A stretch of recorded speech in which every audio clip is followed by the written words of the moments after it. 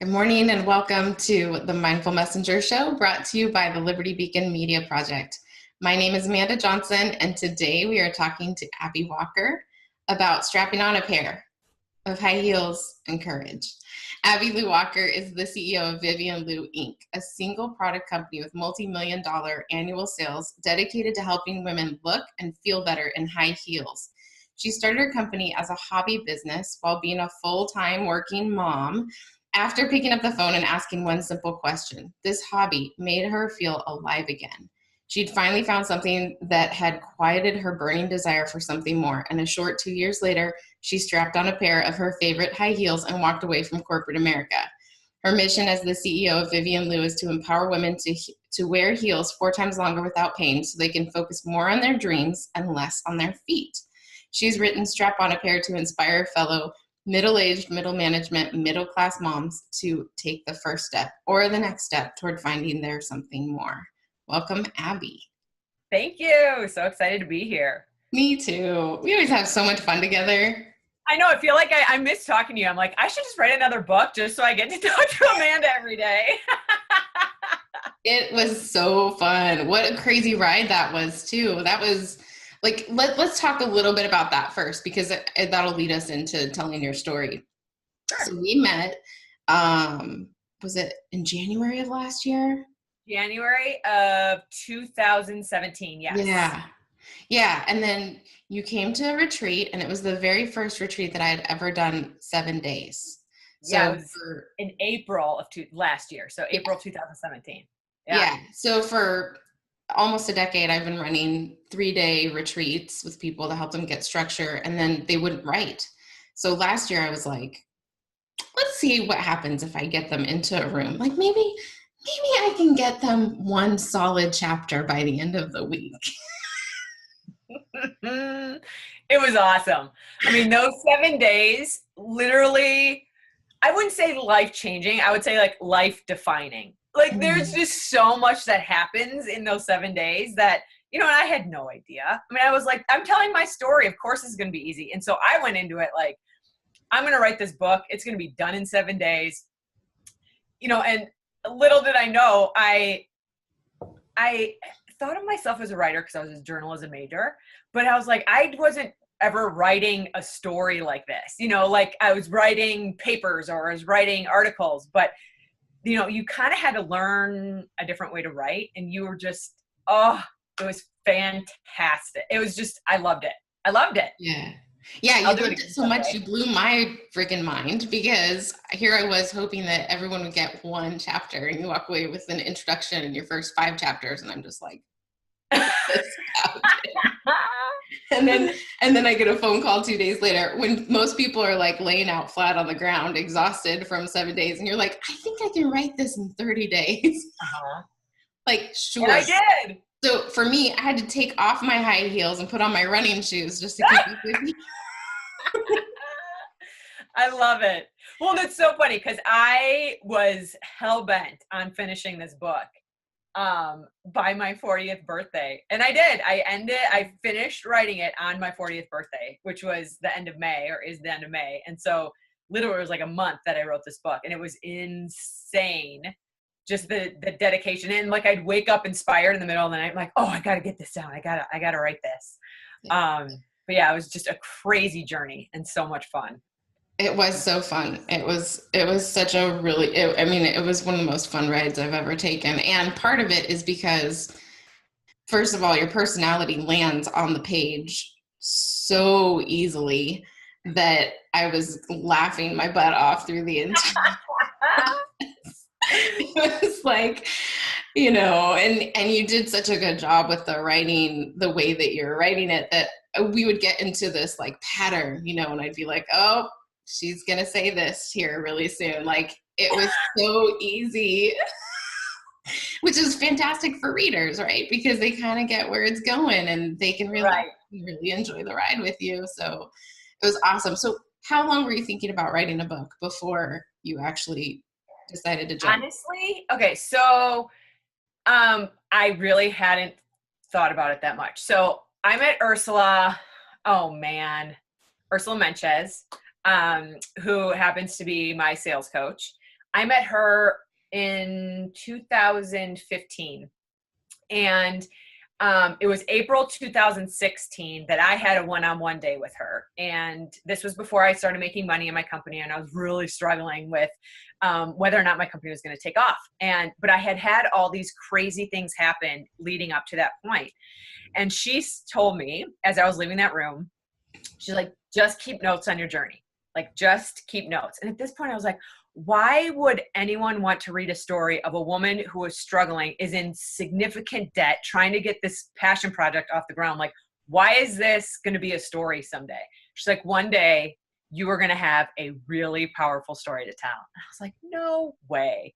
But as I sat in the airport that night, I was like, maybe I should start taking notes. And like, I didn't tell anyone. I was like, I'm just going to bullet point what happens like every week or whatever. And then in January, I had just closed 2017, and it really had changed from losing money every month to now making money. And so I had finally made it over the hump, and I was like, maybe now is the time for me to tell my story, because I'm not like successful in terms of like super successful, but I've made it over the hump. My business is making money. I have a plan for the vision, or a vision for the future. I've made it out of corporate America, and I made it as an entrepreneur because I can finally pay myself. And so when I met you in January of 2017, I was like, this is it. Like, this is my time. This is, and you and I clicked right away, and I was like, I have to do this. And I wasn't sure I was ready to commit 7 days, to be quite honest. I was like, That's a long time. That's a big commitment. And I was like, you know what? Do it. Like, what do you have to lose? And it was the best decision, hands down. It was awesome. Awesome. It was so fun. It was so fun. So we're like hunkered down in this little lake house in Minnesota. And it's kind of rainy, kind of, there's a little bit of sun. Cozy. It was just so cozy. It was a perfect little spot to get stuff done. And so,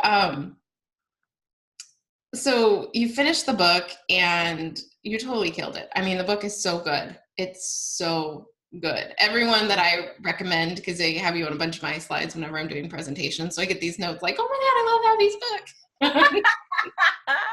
I know, it's so good because it's so honest.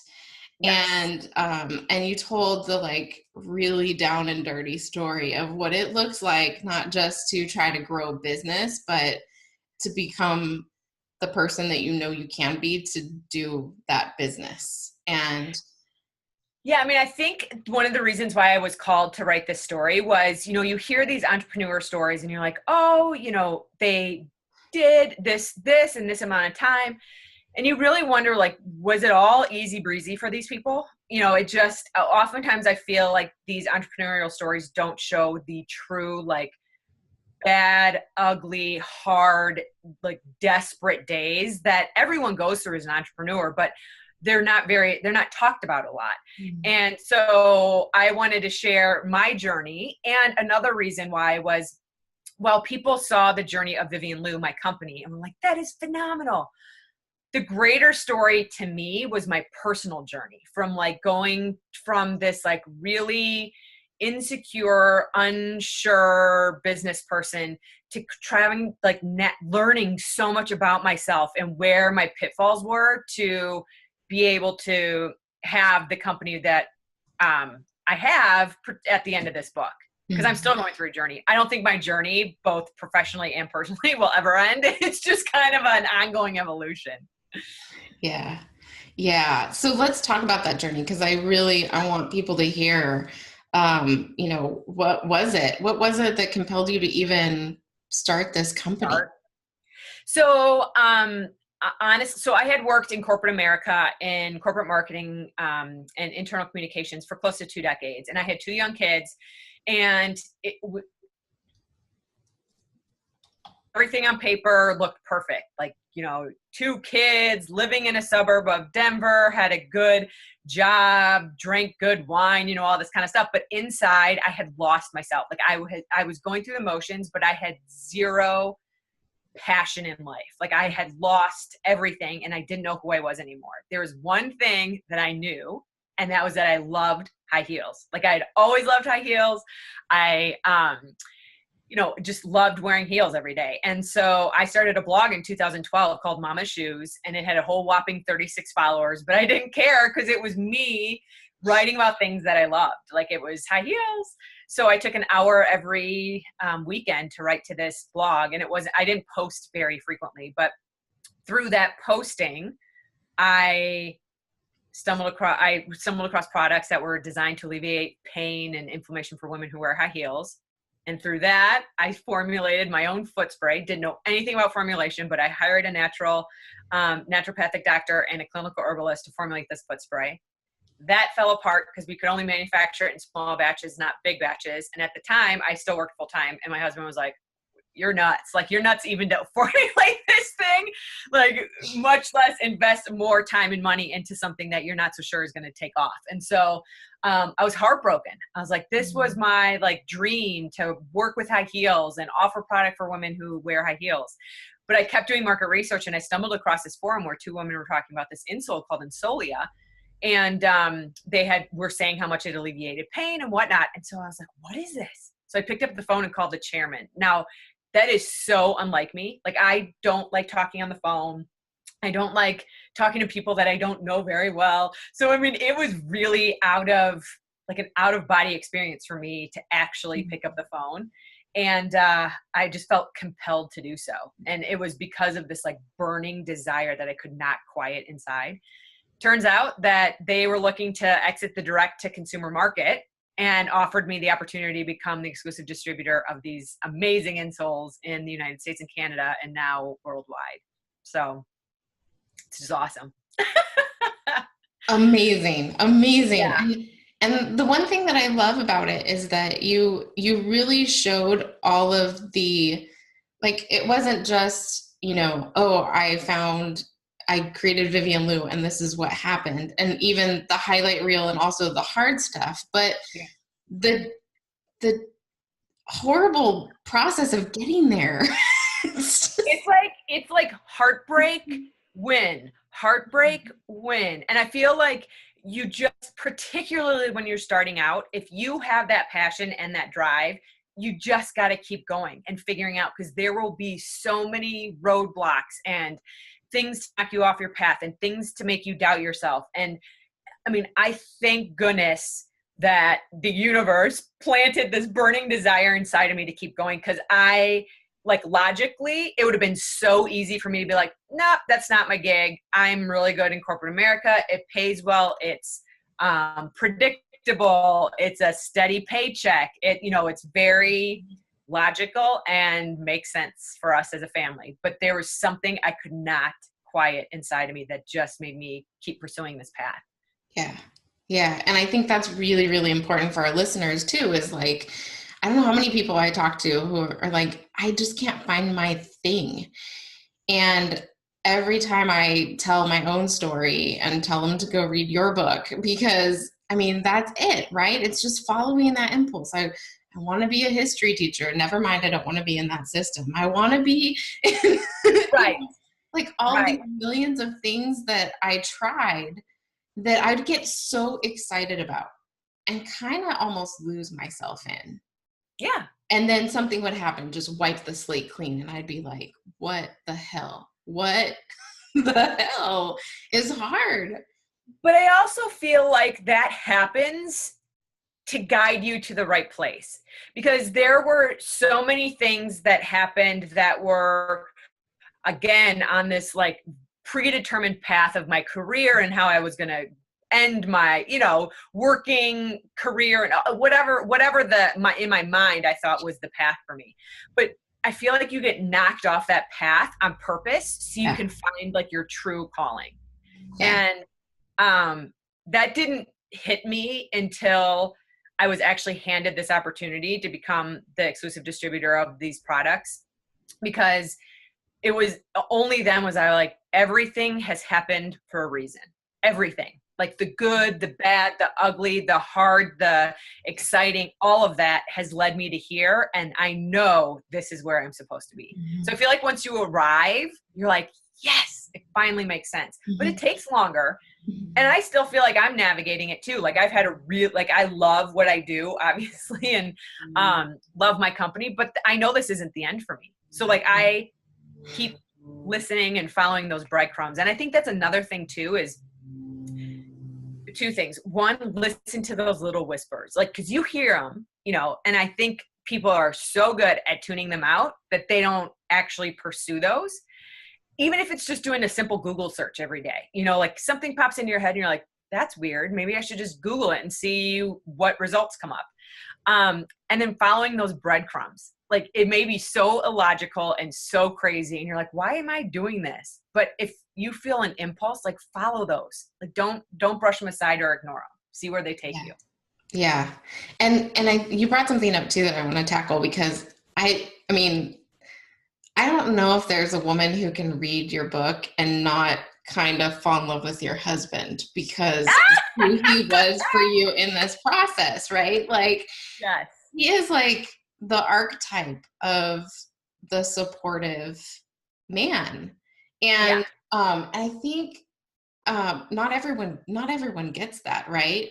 But there are these things that that you had with him that I think are really useful for other people to understand how you guys navigated it, because some of us are out here navigating it and we don't have that same relationship. So like, what are some of the things that you guys did naturally that maybe other women are like, okay, look, I need to get my husband on board because I can't not follow this. right.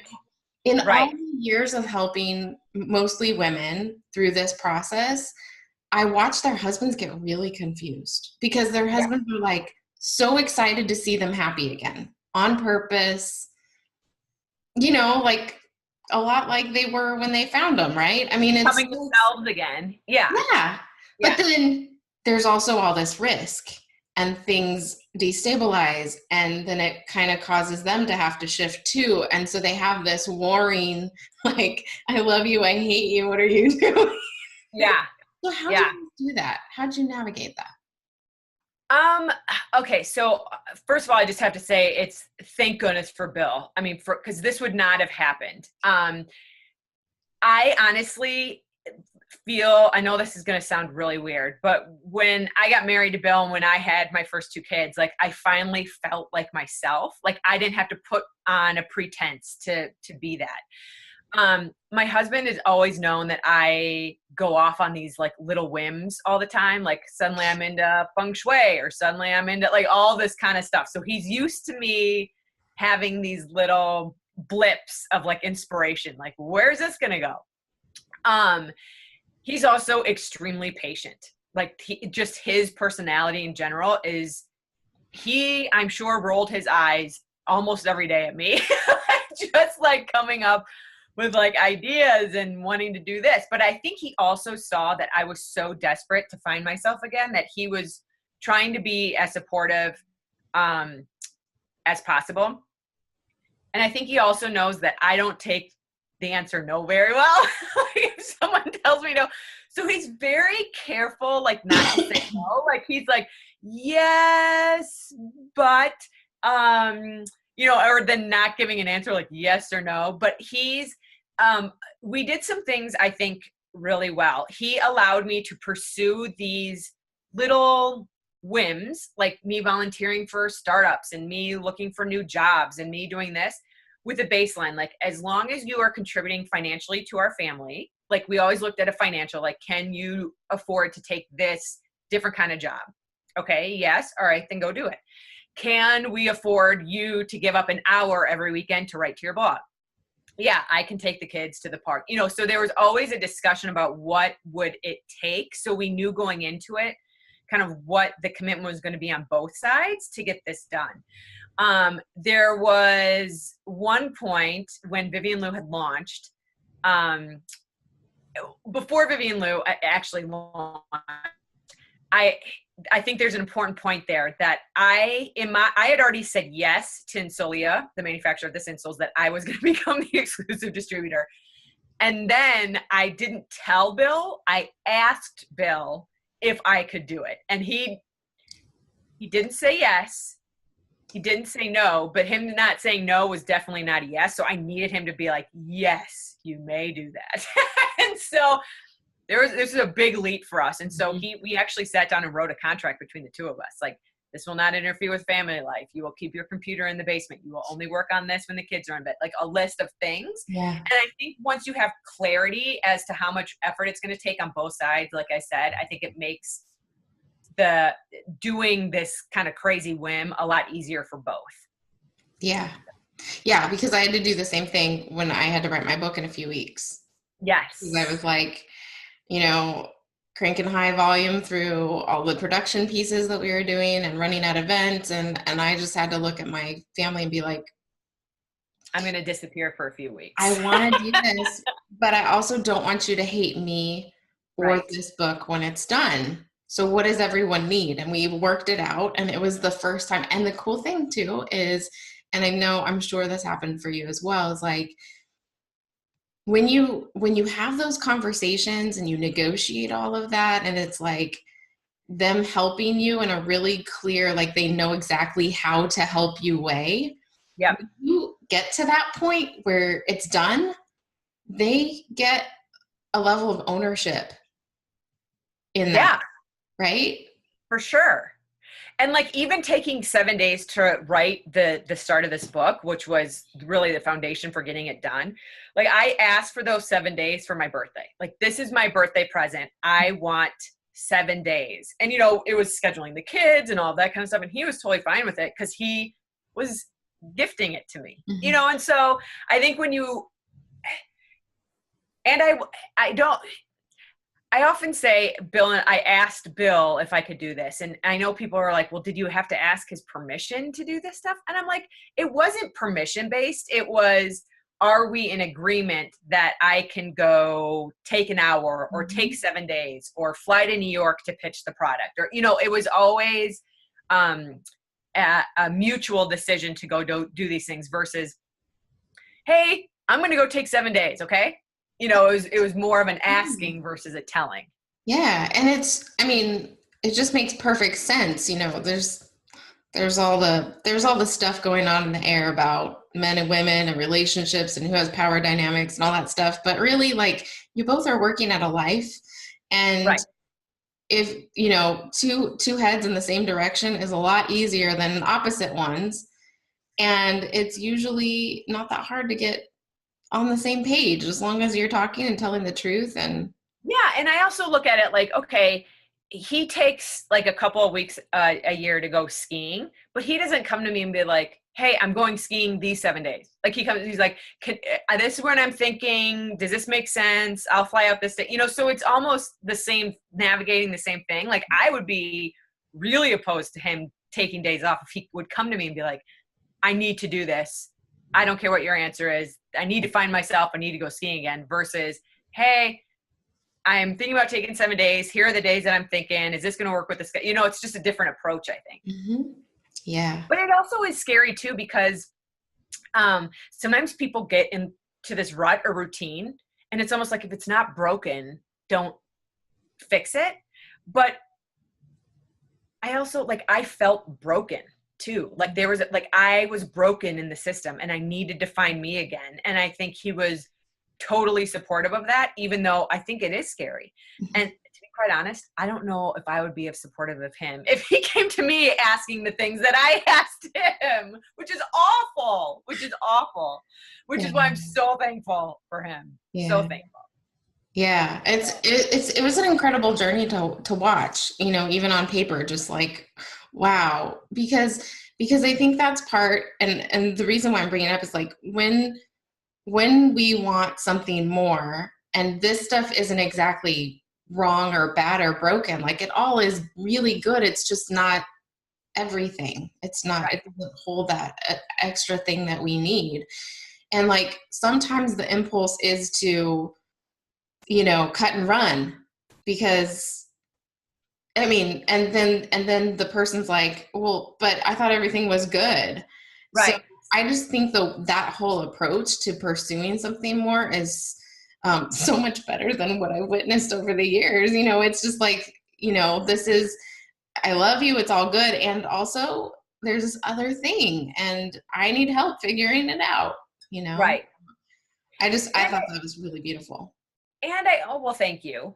And I also think that if you take little steps every day, it doesn't become like this massive leap off of a cliff. Like you're setting yourself up and your children and your spouse or partner or whatever for, they become part of your everyday conversations that just kind of evolve into this bigger picture versus you kind of dreaming of this thing, and it's almost like a volcano. Like it just builds up, and it just has to explode. Otherwise you'll lose your mind.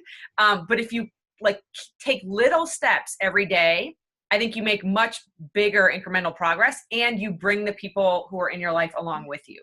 Yeah. Yeah. And how awesome is it, if you can have conversations with even your kids through the process of, I'm working this out, or I need to figure out what pair of shoes to wear on the home shopping network. Right. Well, it's funny because my daughter picked out my first shoes for my first on-air HSN appearance. And I was like, no, like they were way too flashy, I'm like, no. And she's like, no, these are it. And I was like, okay, these are it. Letting them be part of it, watching you, take those risks, and it's amazing. It's amazing because it pulls up the ceiling for everybody as far as what's possible. Yeah, for sure. I love it. And there was this other thing that happened. So you get into the writing. Well, first of all, I loved being, because I think you were the first one that I'd ever like sat across from and watched you start the writing and like go back to all of those emotions that you're feeling. You're like, oh my God, you'd forgotten how anxious you were. And yeah, and you relive those when you're writing. Like it was very interesting. And you don't want to sometimes as part of your writing. You're like, I don't want to go back there. But you have to in order to put the detail in to make it readable and relatable to other folks. Yeah. And so there was this one big thing that you're like, and I swear it's in every call that I have with someone considering writing their book. Now it's like, well, but I don't want to tell other people's story. Like I need to tell my story, but I don't want to hurt this person's feelings because we finally have. So I would love for you to share what happened for you, because it blew me away. Like when you're talking about the universe orchestrating magic, this is possible. It's the book. I think I love my book. Like I love my book. But I think the book opened the door to so much more healing than I ever anticipated. So part of my journey was I struggled as a child and as an adult with feeling worthy.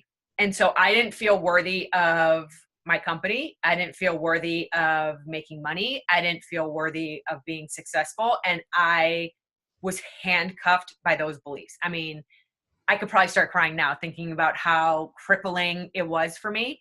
And I knew I would never be able to reach my full potential if I didn't address those. And so I was the oldest of 4 girls growing up. Both of my parents were super successful. And there were some expectations put on me, just to be a successful person. Now, those expectations I don't think were necessarily unreasonable. It was my interpretation of those that made me feel like I wasn't worthy of certain things. And most of it related to my dad. And so I just kind of felt unworthy of success. And then I also felt like a flip side to that was I also felt like I needed my dad's permission to be successful. So it was almost like this two-edged sword where like I didn't feel like I was worthy, but then if I ever I get this ping of feeling worthy, it would be like, no, because you need your dad's permission to feel that way. I mean, it was just like this tug of war between these emotions. And so through like identifying that myself, I found an EFT practitioner who was amazing and helped me really bust through some of these self-limiting beliefs. But I I debated whether or not to include that in the story. One, because it was so raw and so personal. And two, because that was between my dad and I didn't want to expose him as kind of this evil character in my story, or whatever the case may be. Like as an adult, and it's funny because my relationship with my dad as an adult, totally different than my relationship with my dad as a child. But it was this child relationship that helped define my worth in adulthood. And I thought that was, after discussions with you and other people, I mean, that was a huge chunk of my journey. I could not tell that. And so I went through so many iterations of how do I tell that? How do I frame that? How do I, do this? And so I went really dark with my first chapter, like really, really dark. And I sent it to my dad, and I was blown away by his reaction. I thought he'd be like, well, that's not really fair. That's not really happened. How dare you make me look that bad? And his reaction was the total opposite. It was, I was a tyrant. I expected way more of you than I did the other girls. If you want to be more harsh, feel free. Like, it was just this, like, everything I had struggled with, it finally made sense. And I got so much confirmation of the way that I felt because he agreed. And I was like, oh my God, like, this was incredible. It was incredible. It was mind boggling. And my dad came over one day after work. He brought me coffee. We sat down at my dining room. I'm probably going to start crying now, but we sat down at my dining room table. We talked through like why he was like that, how much heavier the expectations were of me as the oldest. And it just was like, oh, my existence had finally been justified. And I know that sounds really weird coming from a 40-year-old woman, but to have this discussion with my dad and been like, I am not crazy. This actually did happen. And the way that I'm interpreting this is on me. Like, my dad never set out to make me feel unworthy, and he never set out to make me seek permission from him. That's just the way things unfolded and how I interpreted things. But for him to say, yeah, your interpretation of this is legit, was just so freeing. So, if nothing else, like, even if my book didn't get published, I was like, this was the greatest gift I could have received. Hands down. So. Yeah. And I should tell you that it was like one of my scariest moments. And I get the email from you. So I sent the chapter to my dad, and I'm like, oh, and you're like, oh God. Jesus. Because look, and the audience needs to hear this too. Like, this is what's possible when you go through a healing journey like this, and you write and you tell the truth, and you own responsibility for your part in it of interpretation. But not, so normally we work through the chapters, right? Like, you would write the chapter and you'd send it to me, and I'd help you figure out like what things might be unnecessary so that it doesn't have that feeling of overly tyrant, like, because we want it to be about us, not about the people that we're writing about. And so normally I go through like a half dozen iterations of a chapter like that with someone before we even have the conversation about them sending it to the person. Yeah. And so I was just like, oh my God, I haven't seen the chapter. I don't know. And But it was so funny because like it was really personal, and I wrote it almost from a victim standpoint, like that first iteration. But I needed to, like, that was my truth telling. And so I could never have that conversation with my dad in person. I never would have had that. So for me to be able to send that to him was so, I just kind of lobbed it. I was like, this is my truth. Boom. And I didn't know how it was going to fall. And just after our discussions, it became clear that like I needed to write that chapter just for me. It didn't need to go in the book because it didn't belong in the book. The way it was written totally, and it was a chapter that was never supposed to make it to the book. The story did in a different form, but that chapter, the way it was written, didn't make it, and it shouldn't have made it. It was between my dad and I. And it opened the door to having a good conversation. And then the parts of the story that actually defined me and helped in this journey remained in a different way. But it was, I think it's okay as an author and as a storyteller to tell your truth. But that the way it comes out doesn't necessarily need to be the finished product in the book. Yeah. Like you helped so much in terms of massaging the message and getting it out there in a way that I wasn't the victim, because I don't believe I was a victim. The way this initial chapter read, it was as if I played the victim role, but I don't think I'm a victim, and I wouldn't change any of that because I am who I am today. But I also think it was important for me to tell my dad how I interpreted what had happened. So, yeah. And that's, you know, that's always for anyone listening. If you've got a chapter like this that you got to write it as if no one will read it first. Right.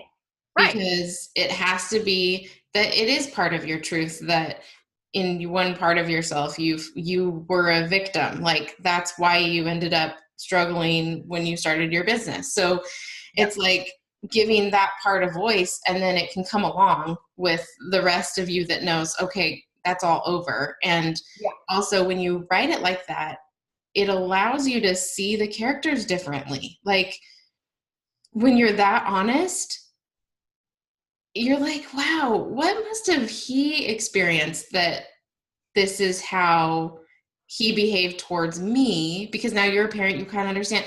It like pulls the lens back so that you can see them as a whole person instead of just this tyrant from my childhood and this guy that I get along with now. Like, it brings them together.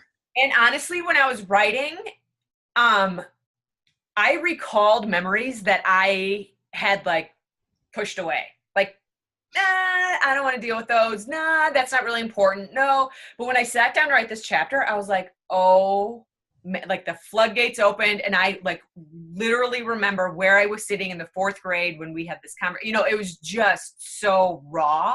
And it was good, I think, to recall that, to be an adult now and share my experience with my dad and having an adult conversation. I mean, if the book never got published, that was such an incredible gift. Yeah.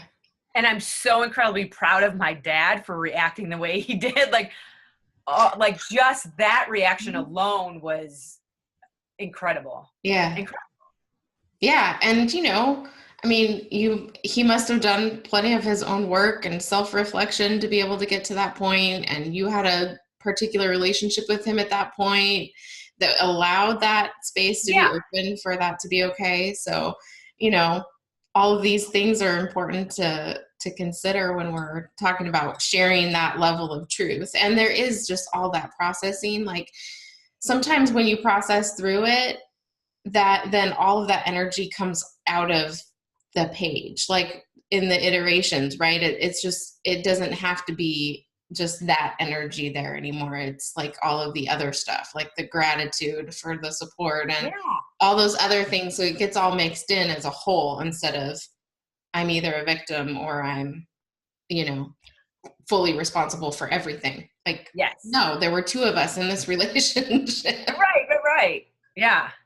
It was just awesome. Yeah. So let's talk a little bit about the actual, like the business challenges and like some of the things that you did that were kind of your go-tos. Again, like you did such a good job of doing that in the book that I was like, oh, she's about ready to open up her computer and Google something, you know. It became very predictable, but that's good because you get, you know, your reader into that thinking of like, ooh, I have this question. What do you do with it? So one of the things that I keep saying in the book, which is so true, and I still do it to this day, I honestly had no clue how to build a business, like none.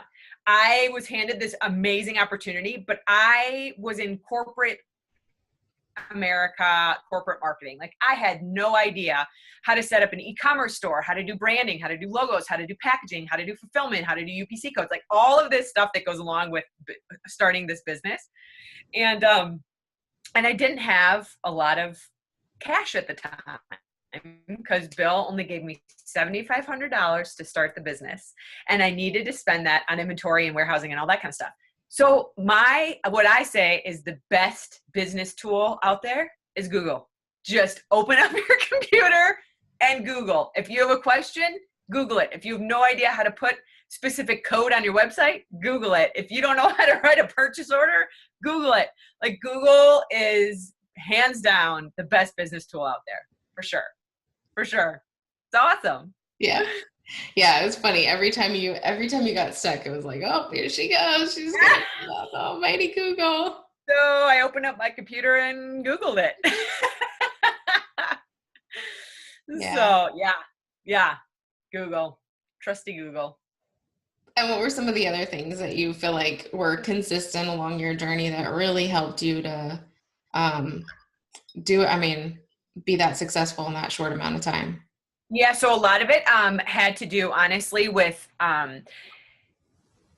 personal work. I think the personal work was the biggest kind of accelerator for the business growth. And so like I said, I realized early on that I was handcuffed by these self-limiting beliefs. And so through who I refer to as a guardian angel, referred me to two people, and one of whom was an EFT practitioner, and he has forever changed my life. I mean, it was unbelievable how much work and how much resistance I faced in terms of starting the business and, again, feeling worthy. And then through his help, being able to bust through those self-limiting beliefs and get clarity on, and it wasn't necessarily clarity on the business at all, but it was, okay, I can do this. I don't have to live handcuffed feeling unworthy. I can finally believe that I'm smart and good enough. And, all of these things that just these writings on the wall, as he calls them, get stuck in your energy, and you just like start questioning yourself and don't believe that you can do it. And so by him helping me bust through those, I was able to take the company to the next level. And then Ursula Menches, who I know you've had on the show before, but she is still my sales coach, and she has this tremendous ability to hold a bigger vision for someone who isn't able to hold it for themselves yet. And to she's just this intuitive. So she doesn't know where your journey is going. She knows you're destined for bigger and greater things. And she's able to transition your mind to think that way. Mm-hmm. For me, my numbers were ugly for a long time. Like I was in debt. I was losing money. I wasn't having very successful sales. And she challenged me. I mean, I was making $1,500 a month in sales. And she challenged me to forecast out a $500,000 year. What? Like, how did you feel when she did that? Oh my God. Literally, like I wanted to vomit. Like there's no way. Like I can't even like verbally say $500,000. Like it was just such like a physical resistance to believe it, or like to feeling it. So she actually walked around the table, put her arm on my shoulder, and was like, you are going to forecast out a $500,000 year. I was like, ah. So we like opened up the Excel spreadsheet. She's like, just put in the numbers, put in the numbers, And then she's like, put in some crazy numbers. I mean, she was like walking me through the process. And before you knew it, like I was like forecasting a $500,000 year. Now these numbers were bogus, but it was fun. It suddenly became fun to think that way versus like shrinking back into your skin. Like, I can't do that. Now you're like, it's totally unrealistic, but sure, I can do this. And I am 100%, 110% sure it's because she made me forecast a $500,000 year that I closed the year with $650,000 in sales. And then there's no question.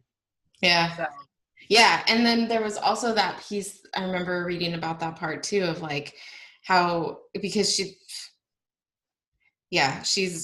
one of the, like every time she's like, pull out your pull out your spreadsheet. I'm just like, I feel totally paralyzed. I feel about sales, about those spreadsheets like she feels about books. Yeah. It gets to that I point where can't it's like, do it. Yeah. end of code. But no, she did that, but then there was also this piece where she really helped you to figure out like what was going to happen as a result of this money, which kind of wraps us back around to this conversation about Bill. Wait, say that again. I'm sorry, I lost. This whole bit about like her big thing. Yeah. So her big thing was, so I had trouble, and this was while I was working with Greg. So I had trouble envisioning myself having money, like just money in the bank account. Like, what am I going to do with that? I can't have a lot of money. And she was like, well, two things. She goes, just think of money as energy, and it's just passing from one person to the other. And I was like, okay, like I can get on board with that. But the biggest thing she said was, money loves a plan. So what are you going to do with your money once you have it? Because she's like, she was so confident. She's like, you will have money, but money will only come to you when you have a plan for it. So what's your plan? And at first I was like, I don't really have a plan. And then I was like, no, I do have a plan. Bill has always wanted to own a portfolio of investment properties. And that's kind of his retirement plan. Like, he would love to quit corporate America and manage properties. So I was like, that's perfect. Like, he supported me through this entire journey, and it continues to support me through all the kind of ups and downs of being an entrepreneur. And I'm like, this is the best way I can pay him back, is to start funneling money towards down payments for his portfolio properties. So, it didn't click. I mean, logically, I should have known that, but it didn't click until she's like, money loves a plan. I was like, yes. And this plan is going to support Bill getting out of corporate America. So, yeah. And the crazy thing about it is that at this point in the story, you're not even paying yourself. No. So that stretch from debt, like to I'm going to be able to put down payments on investment properties, like that just opens up all of this potential. Yeah. And I think people like get so trapped in like, how am I going to pay the next bill versus it will figure itself out. And I'm looking like a couple years down the road to these big projects or these big, whatever the case may be, where that you need to invest, whether it's, your child's education or whatever your dream is. It's so, and I still have to remind myself of that. Like, think big, not this like minutia. And it's so easy to get drawn back into that minutia. But if you can like project out, like, this is where I want to be, this is where the money is going to go, this is my plan. The universe works for you and just presents you with opportunities to make it happen. Yeah. Oh my gosh, I feel like I could talk to you about this forever. So good. It's so good. So since the book, you've finished it, launched it in the fall of 2017. Yeah. Now what? Like, how has that whole journey, obviously changed the game with your dad for sure. What else is it changing for you, and what's next? Yeah, so it's been interesting. So 2017 was an amazing year in terms of sales. And it was funny that I spent so much time and effort on the book, yet my business continued to hum. And I think that's a very important lesson for me. I closed 2017 with just shy of $3 million in sales, which is just wow. Congratulations. Awesome. Thank you. But when you reach that level, and one thing that I did throughout the book too in my journey is I would never listen to gurus. Like, I would hear what the latest advice was, but I wouldn't necessarily follow it. I would just kind of implement it my own way. And I think I never envisioned myself reaching that level. So I started listening to gurus, and I kind of lost my connection with my business. And so it's been the beginning of 2018. I'm just going to be honest, has been like a long winter season for me, trying to like get my footing. And again, having to revisit these, am I worthy? Like, is that an upper limit for me? Am I worthy of having a multi-million-dollar company? Like, it's just, again, it's almost this it's a new level of self-discovery and busting through self-limiting beliefs. But I've turned the tide, and things are really fun again for me, which is awesome. But I launched a new line of insoles for flat shoes, not just high heels. So that happened in the beginning of the year. I'm just about to launch a Kickstarter campaign for our line of sandals that have this amazing technology built into the footbed. I am also working on my own line of high heels. That's a ways away. These are just like the beginning, planning of these projects. But yeah, I mean, a lot of really exciting stuff is starting to move now, and I'm re-inspired and back into my game and loving entrepreneurship again. But I think again, it was part of my journey to go through that dark period so I could learn what not to do in the future to allow for further growth. So yeah, it'll be a chapter in my next book. Yeah, because I mean, I feel like that happened to me too. And of course, Ursula popped into my life right before it happened, but it's almost like when you have a big vision or big idea, it's kind of like you can be transported to that future time. Yes. It literally feels like time travel. Like I would be at an event that had like 200 people in it, and I'd be like, what is this? And I'm like, oh, I can create that event. And then I'd just run at it, and it was as good as done because I kind of already been there and just knew that it was going to happen. But it's kind of like whenever you do that, it really has you ask yourself, like, am I crazy? Number one, this is bigger than I've ever dreamed before. These are bigger numbers than were ever in my register, let alone my bank account. Yes. I wouldn't have even thought in these numbers before, or I wouldn't have even, and it doesn't have to be even numbers in the bank account. It could be like number of people in your audience. Yeah, for sure.